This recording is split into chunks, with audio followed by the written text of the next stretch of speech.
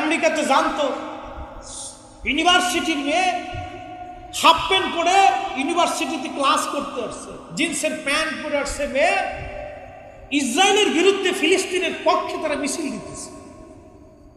দেখেন কারণ কি? মানবতার জন্য। ওরা এই মানুষ মেরে ফেলতেছে, এটা অন্যায়। ওদের মতো অর্ধ উলঙ্গ মানুষ ওরা বলতেছে এটা অন্যায়, এটা অন্যায়। যেটা আমাদের প্রত্যেকটা মুসলমানের করা উচিত ছিল সেটা আজকে আমেরিকার খ্রিস্টানরা করলো। যেটা আমাদের সৌদি আরবের বাদশার করার কথা ছিল সেটা আজকে ব্রাজিল করতেছে। সেটা ব্রাজিলের প্রেসিডেন্ট করলো, সেটা কিউবার প্রেসিডেন্ট, ইকুয়েডরের প্রেসিডেন্ট ইসরায়েলের সাথে সম্পর্ক ছিন্ন করলো। যেটা করার কথা ছিল আরব আমিরাতের, সেটা করতেছে আজকে খ্রিস্টানেরা, কাফেরের দেশের মানুষ আজকে ইসরায়েলের সাথে সম্পর্ক ছিন্ন করলো, অথচ আমরা মুসলমান তার সাথে সম্পর্ক ছিন্ন করতে পারি না। কথা বলতেছি আমি হজে যায় দেখি কোকা কোলা সৌদি আরবের মানুষ অধার সে মানে ঢগর ঢগর গিলি গিলি খাচ্ছে। আমার সামনে এনে দিচ্ছে, আমি কি আমাকে কোকা কোলা দিলেন না বিষ দিলেন, আমি মরে যাবো না খেয়ে, তো এটা খাবো না। সৌদি আরবের মানুষ এটা ঢক ঢক করে গিলে খায়, ও খাতে পারে, কিন্তু আমি বাঙালি বেহুশ না, আমি মুসলমান, জন্ম নিয়েছি চোখের সামনে ফিলিস্তিনের নিরীহ মানুষ, কত হাজার হাজার হাজার হাজার সন্তান আজকে এতিম হয়ে গেছে, পরিবার সহ নিশ্চিহ্ন হয়ে গেছে, চোখ নাই, হাত নাই, পা নাই। এই দৃশ্য দেখার পরেও আমি কোকা কোলা খাবো? আমাকে গুলি করো তো কোকা কোলা খাওয়া যাবে না, আমি বিষ খাবো তো কোকা কোলা খেতে পারবো না। কথা বলেন ঠিক না? হতেই পারে, খাচ্ছি। বুঝতে পারছেন আমরা অনেক সমস্যার ভিতরে আছি। উপায় কি? উপায় আমাদের, আমরা যতটুকু মেনে চলতে পারি, যতটুকু মেনে চলতে পারি, এছাড়া আমাদের আর কিছু। কিয়ামতের ময়দানে বলতে পারবো আল্লাহ আমি ফিলিস্তিনের পক্ষে ইসরায়েলের বিরুদ্ধে গুলি করতে পারিনি, কিন্তু তার পণ্যটা আমি বয়কট করছি। আল্লাহ আমি তার জন্য দোয়া করছি, চোখের পানি ফেলছি আল্লাহ, আমি মাহফিলে তার জন্য স্লোগান দিয়েছি আল্লাহ। কিয়ামতের ময়দানে এই হকের জন্য আল্লাহ আমাদেরকে মাফ করে দিতে পারে। কথা বলে ঠিক কিনা? 100 বছর আগে দুনিয়ার মধ্যে যারা ছিলেন আজকে তারা 100 বছর পরে নাই। আগামী 100 বছর পরে আমরাও দুনিয়াতে থাকবো না, কিন্তু আমাদের কাজ কি? কোরআন শরীফ আমাদেরকে শিখাই দিলেন আল্লাযী খালাকাল মাউতা ওয়াল হায়াতা লিয়াবলুয়াকুম আইয়ুকুম আহসানু আমালা।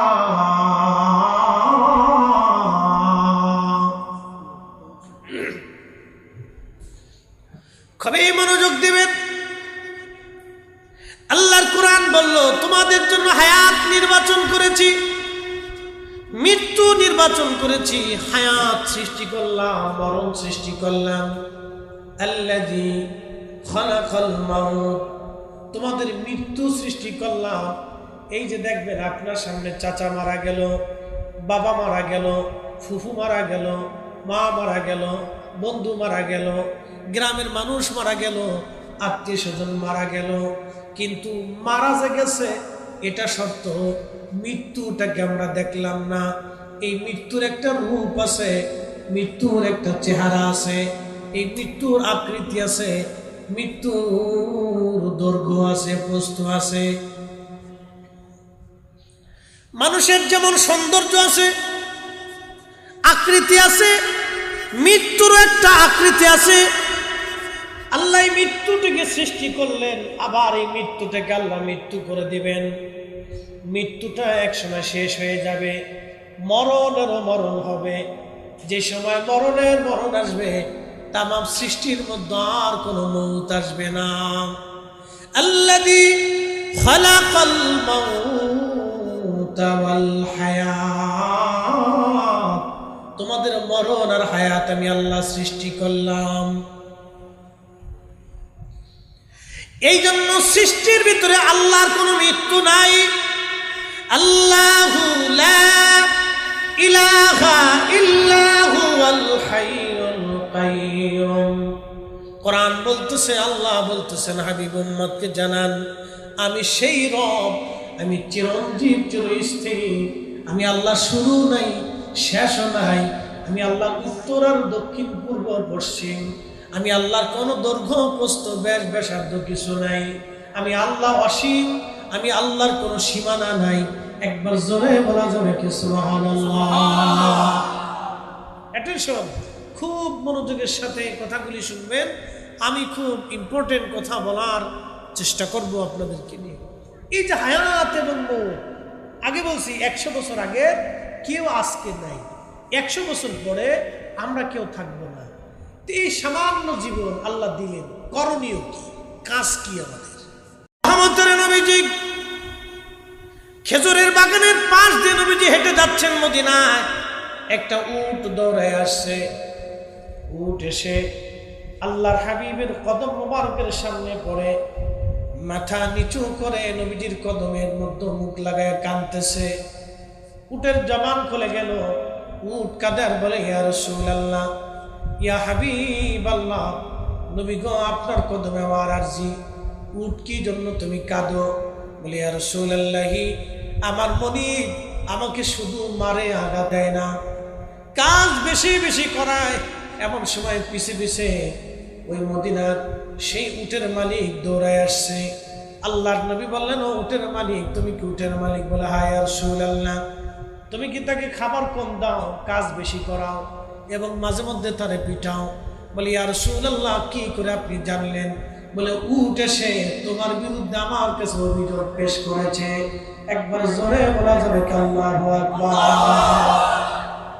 আমরা নবী চিনতে পারলাম না, ওই আল্লাহর নবী ধমক দিলেন, উটের মালিক, তুমি উটকে কাজ বেশি করো, খাদ্য কম দাও, মাঝে মধ্যে পিটাও। বলে, ইয়া রাসূলুল্লাহ, আমার ভুল হয়ে গেছে, আমি মাফ করে দিলাম। বলে, উটটা আমার কাছে বিক্রি করে দাও। উটের মালিক বলে, ইয়া রাসূলুল্লাহ, বিক্রি করব না, এই উটটা আপনাকে আমি হাদিয়া দিয়ে দিলাম। একবার জোরে বলা যাবে কি আল্লাহু আকবার? ওরে রাহমাতুল লিল আলামিন, আপনি উম্মতের জাবিন, গুনাহগারের অতি আপনজন, আল্লাহর নবী, নূরের নবী, আপনি নবী আমার জীবনের জীবন। সালাতুন ইয়া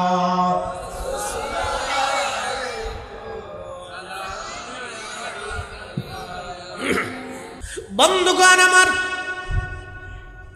আসেন, আমাকে বলা হয়েছে হুজুর একটু পিতামাতা সম্পর্কে আলোচনা করার জন্য আমি এদিকে চলে যাব, কিন্তু আপনাদেরকে বুঝাই। তাহলে দুনিয়ার ছোট্ট জীবন, আমাদের কাজ কি? 1 নম্বর কাজ হলো আল্লাহর আইন মেনে চলা, আল্লাহর নবীর কদমের গোলামি করা। কথা কোন ঠিক কিনা? এমন জীবন করিয়া গঠন, হাসিবে তুমি, কাঁদিবে ভুবন। কোটি কোটি হাজার হাজার কোটি টাকার মালিক হয়ে লাভ নাই। আপনার একটা সন্তান, তাকে মানুষের মতো মানুষ বানান। আপনার একটা সন্তান, তাকে আদবওয়ালা বানান। আপনার একটা মেয়ে, তাকে আলেমা বানায় দেন, তাকে পর্দানিসীন বানান, তাকে ভদ্র বানান, তাকে শিক্ষিত বানান, তাকে ডাক্তার বানান, ইঞ্জিনিয়ার বানান, অথবা শিক্ষক বা শিক্ষিকা তাকে বানান। আপনার সন্তানটাকে আপনি প্রতিষ্ঠিত করেন, মানুষের মতো মানুষ বানান, তাহলে আপনার জীবন সার্থক হবে। আপনি নবীর সুন্নতের জীবনে রঙিন হয়ে যান, আপনি নবীর কদমের গোলাম হয়ে যান। যদি হতে পারে যে জীবনের সার্থকতা, নইলে জিন্দেগির 4 পয়সাও দাম নাই, 4 পয়সাও দাম নাই, 4 পয়সাও এই জীবনের দাম নাই, 4 পয়সাও জীবনের দাম নাই। বাড়িতে বৃদ্ধ মা খেদমত করতে থাকেন, বৃদ্ধ বাবা যা কিছু ভালো খাইতে মন চায় বাবাটারে খাওয়ান। রিজিক কি আমাদের হাতে না আল্লাহর হাতে? বৃদ্ধ বাবা মা যদি থাকে, ভালো কিছু যা খাইতে মন চায় বাবা মারে খাওয়ান। অনেক সময় বাবা মার ভালো কিছু খাইতে মন চায়, কিন্তু হয়তো আপনি চিন্তা করেন, এখন যদি এত খরচা করি, সামনে আরো কিছু আছে না, চিন্তা করতে হবে না। আব্বা আম্মার যদি ভালো কিছু খাইতে মন চায়, আপনি খাওয়ান। বলে হুজুর কেন খাওয়াবো? আমি আপনার একটু বুঝাইতেছি কেন খাওয়াবেন। আপনাদের দেশে মুরগি আছে না নাই? মুরগি পালেন, অনেকে পালে। মুরগির দেখেন 10টা বাচ্চা হলো, ডিমের বাচ্চা হয়েছে। মুরগির পেট থেকে বাচ্চা বের হয় নাই, ডিম এসেছে, ডিম থেকে বাচ্চা ফুটলো। মুরগি কিন্তু বাচ্চারা দুধ পান করায় না। ওই মুরগিটা বাচ্চাদেরকে নিয়ে জঙ্গলের মধ্যে যাইয়া পা লড়ায় লড়ায় ময়লা আবর্জনা ছিটায় ছিটায় বাচ্চাদেরকে ঠুকায় ঠুকায় মুরগি বাচ্চাদেরকে খাওয়ায়। যদি ওই বাচ্চা ধরার জন্য কোনো চিল আসে অথবা কাক আসে বাচ্চা ধরার জন্য, তখন দেখবেন ওই মুরগিটা ওই চিলের সাথে বা কাকের সাথে মারামারি করে বাচ্চাটাকে বাঁচানোর জন্য। মুরগি একটা ডাক দেয়, ডাকের সাথে সাথে সব বাচ্চাগুলি মায়ের পাখনার নিচে চলে আসে। মুরগিটা তার পাখনাটা দিয়ে বাচ্চাদেরকে ঢেকে ধরে দাঁড়ায়। জীবন অপেক্ষা করে একটা মুরগি তার বাচ্চাদেরকে বাঁচায়, এটার নাম হলো মা। যেই মা আপনাকে ওইভাবে আগলে ধরে আপনাকে সারা জীবন বাঁচানোর চেষ্টা করলো, ওই মা ভালো খাইতে মন চায়, আপনি খাওয়াইলেন না, আপনি না খাওয়াইয়া টাকা জমা করে রাখলেন। আপনার মতো ব্যর্থ সন্তান আল্লাহর আসমানের নিচে আর কেউ হতে পারে না। কথা বলেন ঠিক কিনা? শুনে বুঝে যাবেন ওয়াজ কেন। আবার বলছি 100 বছর আগে যারা ছিল আজকে কেউ নেই। 100 বছর পরে আমরা আর কেউ থাকবো না। জমিন থাকবে, মাহফিল থাকবে, ওয়াজ থাকবে, কোরআন থাকবে, নামাজ হবে, আযান হবে, কিন্তু আমরা কেউ নেই। তাহলে মাঝখানে ছোট্ট জীবনে আমাদের কাজ কি? আহসানু আমালা, ভালো কাজ, ভালো কাজ, ভালো কাজ, খুঁটে খুঁটে দেখে দেখে দেখে দেখে নবী রঙে রঙিন হয়ে ভালো কাজগুলি করেন, ভালো কাজগুলি করেন, অমর হয়ে থাকবেন। ভালো কাজ করেন, অমর হয়ে থাকবেন। আমাদের কাজই হচ্ছে ভালো কাজ করা। মেহেশরের কঠিন মাঠে 18 কোটি মানুষের মামলার আসামি সে।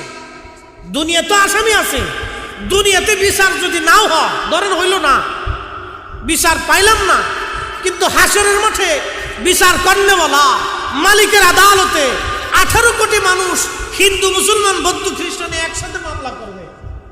আল্লাহ তার কাছে পাওনা পাইতাম।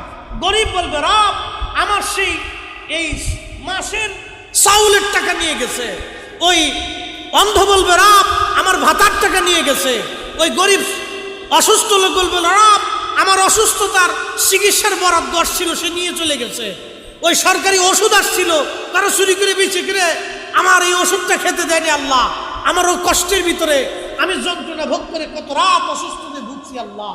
আমার বান্দা আমার এই পাওনাটা তুমি রব আজকে বিচার দিলাম, আমরা বুঝাই দিতে পারো। বলেন কোটি বছর ইবাদত করলে কি লাভ হবে? কোনো লাভ নাই। এই জন্য যে জীবনটা করলে আখিরাতের নাজাত হবে সেই জীবনটাই করা দরকার। কিন্তু বড় দুর্ভাগ্য কি আমাদের জানেন, এরা জীবনে ওয়াজ দেয়ও না, ওয়াজ শুনেও না, ওয়াজে তারা বসেও না। ওয়াজ যারা দেয় তারা হলো মধ্যবিত্ত নিম্নবিত্ত, ওয়াজ যারা শুনে তারা মধ্যবিত্ত নিম্নবিত্ত। আরো কিছু লোক যেমন চেয়ারম্যান সাহেবের মতো কিছু মানুষ যারা সহজ সরল ও বুঝে সুঝে না, এই আমার মতো বলদ, তারাই মাহফিলে এসে বসে। কি কথা কন না কে? ভালো মানুষ এদেশে বলদ হয়েছে। আপনি চুরি করবেন না, ডাকাতি করবেন না, শেষরামি করবেন না, কোনো কিছুতে নাই। দেখবেন লোক সাদা সিধে মতো চলেন, নামাজ কালাম পড়েন, কারো ধমক টমক দেন না, গালি গালাজ পারেন না, মানসিকও লোক আসলে বল কি কে বলো। আর সিটারি বাট্টারি করবেন কেন? খুব চালাকি, বিরাট ও বিরাট চলা, বুঝতে পারছেন? দোষ আমাদেরও আছে। অনেকেই ভাবতেছে হয়তো আমি 1000 কোটি টাকার মালিক হব, 1000 কোটি টাকার মালিক হয়ে যাব, কিন্তু না। মালিক আপনি হলেন, ছেলেটা মদ পাই হলো। মালিক আপনি হলেন, ছেলেটা নেশাখোর হলো। মালিক আপনি হলেন, মেয়েটা বদ চরিত্রবান হলো। 1000 কোটি টাকার মালিক হয়ে কোন জীবনেও শান্তি পাইলেন না, না পাইলেন দুনিয়া, না পাইলেন কবর, না পাইলেন হাসর। এমন জীবন করিও গঠন হাসিবে তুমি কাঁদিবে ভুবন। এমন জীবন করিও গঠন, হাসিবে তুমি কাঁদিবে ভুবন। এই 17 বছর ধরে একজন ক্ষমতায় রইল, মুহূর্তের ভিতরে মানুষ তারা আন্দোলন করে পাঠাই দিল। কিন্তু শাহজালাল 850 বছর ধরে বাংলার মসনদে এখনো বসে আছে। কোন সেনাবাহিনী লাগে নাই, মন্ত্রী পরিষদ লাগে নাই, কোটি কোটি মুসলমান তার জিয়ারতে যায়। কথা বলেন ঠিক কিনা? এজন্য ওলিরা দুনিয়ার মসনদের লোভী হয় না, ওলিরা হয় রাসূলুল্লাহর আদর্শের মসনদের লোভী, ওলিরা হয় নবীর কদমের গোলামের লোভী।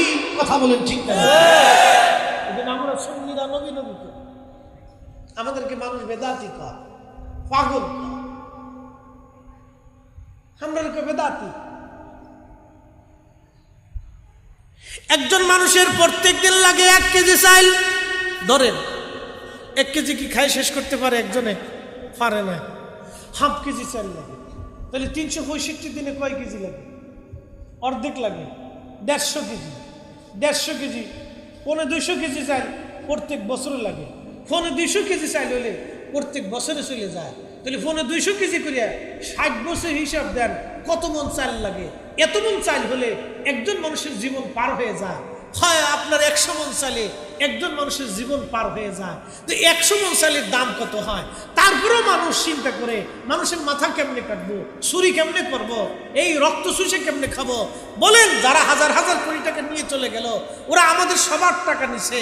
কি আওয়ামী লীগ, কি বিএনপি, কি জাতীয় পার্টি, কি জামাত, কি সুন্নি, কি হিন্দু, কি বৌদ্ধ, কি খ্রিস্টান, 18 কোটি মানুষের টাকা চুরি করছে। 18 কোটি সবার টাকা নিছে। ওর বাপের টাকাও নিছে,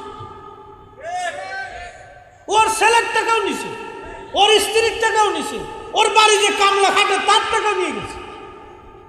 আপনি হিসাব করে দেখেন, ও কাউরে ছাড় দেয়। তার মানে যারা আমার দেশের গরিব মানুষের টাকা চুরি করে, তারা আমাদের রাষ্ট্রের কেউ না, আমাদের সমাজের কেউ না, ও আমাদের সবার দুশমন। কথা ক্লিয়ার না ভেজাল আছে? আমি কারো বিরুদ্ধে বলার জন্য আসিনি, বোঝার জন্য আসছি বাবাজি। এগুলো আমাদের বোঝার দরকার, আমাদের শিখার দরকার। আগামীতে আমরা ভালো মানুষ নির্বাচিত করতে চাই। কি মানুষ? ভালো মানুষ, ভালো ব্যক্তিত্ব আমরা নির্বাচিত করব, তাদেরকে আমাদের কাছে রাখবো। আপনারা আমাদের আবার একটা বদ চরিত্র আছে, পয়সা না দিলে ভোট দেন না। ভালো মানুষকে নিজের পক্ষ থেকে পয়সা খরচা করে হলো তাকে নির্বাচিত করতে হয়। মনে রাখবেন, সে 100 কোটি টাকা আপনার পিছনে খরচা করিয়া 100 কোটি টাকা খরচা করে সে চুরি করবে 1000 কোটি, আর আরেকজনে খরচা করবে না 1 কোটি, কিন্তু সে আপনাকে দিয়ে দেবে 1000 কোটি। তাহলে অর্থ হলো কি? আমরা নির্বাচনে আগামীতে টাকা খাইয়া কারো ভোট দিব না, আমরা ভালো মানুষ দেখে ভোট দিব। কথা কান ঠিক কিনা? এগুলো আমাদের আমানত, আমাদের দায়িত্ব। বলে হুজুর আপনি হঠাৎ করে নির্বাচনের ওয়ার শুরু করলেন কেন? নির্বাচন তো বহু দেরি আছে। কিন্তু এইগুলি না করলে এতদিন আমরা বলতে পারি নাই, এতদিন আমরা বলতে পারি নাই। একবার আমি এক জায়গায় ওয়াজ করছি পুলিশের বিরুদ্ধে, পরের দিন সকালবেলা 8টার সময় ফোন দেখে আপনি জঙ্গিবাদীর মামলায় ফেঁসে গেছে। পুলিশে এসপি সাহেব ফোন দিছে আমার ফরিদপুরের, আমার চেয়ারম্যানের কাছে। চেয়ারম্যান সাহেব ফোন দিয়ে কয়, হুজুর আমি তো জানি আপনি কি সন্ত্রাস না জঙ্গি, আপনি তো আমাদের ইউনিয়নের গর্ব, কিন্তু কি বিপদ, আপনি কি ওয়াজ করছিলেন? আমি বললাম ঘুষ আর দুর্নীতির বিরুদ্ধে ওয়াজ করছিলাম। কার এই ওয়াজ করেন না হুজুর, সরাসরি হিট করেন না, আংশিক আংশিক মেরে দিয়ে। এগুলো কিয়ামতের আলামত। হ্যাঁ, আমি সেদিন চিন্তা করলাম সর্বনাশ, আমরা কোথায় আছি, কোথায় বাস করতেছি। ঠিক বাঙালি জাতি যদিও ধৈর্যশীল, কিন্তু ধৈর্য একবার হারা হয়ে গেলে বুঝা গেল এই আর রক্ষা নাই। কথা বল না, ঠিক কিনা? আমাদের একটা গুণ কি জানেন? বন্যা হয়েছে। কি হয়েছে? বন্যায় যারা ত্রাণ দিতে গেছে, এখানে কি আমরা দল দেখছি? সুন্নি, খারিজি, রাফিজি, শিয়া, হিন্দু, বৌদ্ধ, খ্রিস্টান, মুসলমান, আমরা কিন্তু এগুলি দেখিনি। আমরা দেখছি মানুষ যেই পানির ভিতরে টাইনে উঠে লিয়েছি। আবার সবাই পীর মাশেক, উলামা, খুদালা, সব দলের আলেমরা মিলে একসাথে, এবং সাধারণ ব্যক্তি, সাধারণ সংগঠন, যুবকরা, বৃদ্ধরা, মেয়েরা, ছেলেরা, ছোট ছোট কলেজ, স্কুল, ছোট ছোট বাচ্চারা পর্যন্ত টাকা কালেকশন করে তারপরে ত্রাণ দেওয়ার জন্য মানুষের কাছে ত্রাণ পাঠাইছে। তার অর্থ হচ্ছে আমরা কিন্তু ত্রাণ দেওয়ার সময় বলি নাই বেটা তুমি কি মিলাদ পড়োনি, যদি মিলাদ পড়ো তো ত্রাণ দিতাম না। আবার জিজ্ঞেস নেই তুমি কি মিলাদ পড়োনি, যদি না পড়ো তা দিতাম না। এগুলি জিজ্ঞাসা হয় নাই। আমরা বিপদকালে বাংলার মানুষ এক এবং অভিন্ন। কথা বলেন ঠিক না? দেশের সাথে আমরা কি এক? জোরে বলেন, দেশের জন্য আমরা কি এক? দেশের জন্য আমরা কি এক? দেশের জন্য আমরা কি এক? দেশের স্বার্থে আমরা এক।